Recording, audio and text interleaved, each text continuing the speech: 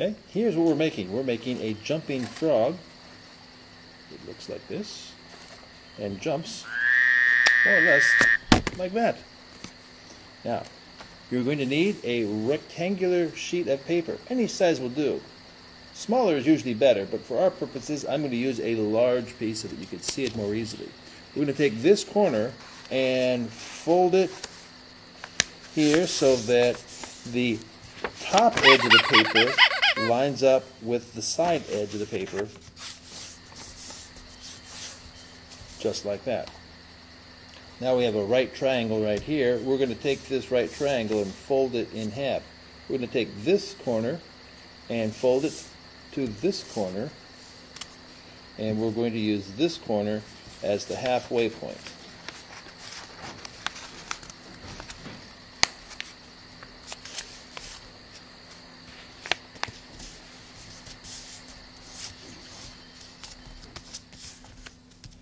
Okay.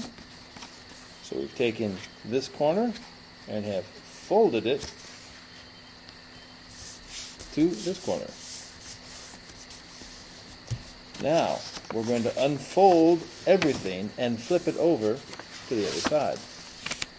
We have a nice X right here.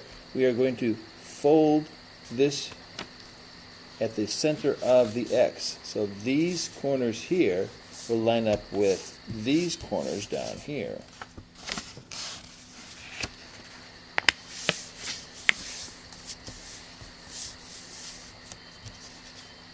We'll unfold it again, and here we have the X with a fold right down the center. I'm going to flip it over again. We made those creases to make our next fold easier. We're not going to make any new folds. We're just going to use the existing folds. You might have to push the center down and push it together like this. Now these folds are backwards, so you have to go the opposite direction, but we're not making new folds.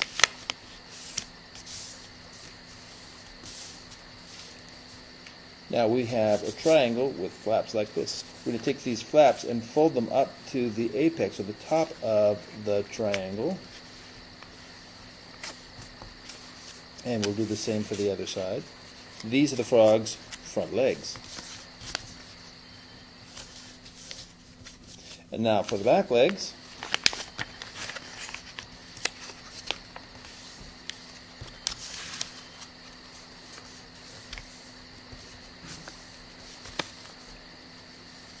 now we'll fold the back, well, basically we'll fold the paper in half,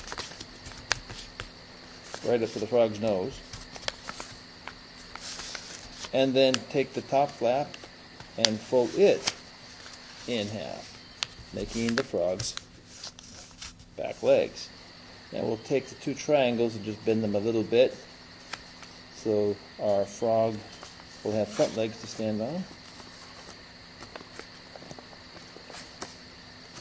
And there you have a jumping frog, or a dead frog.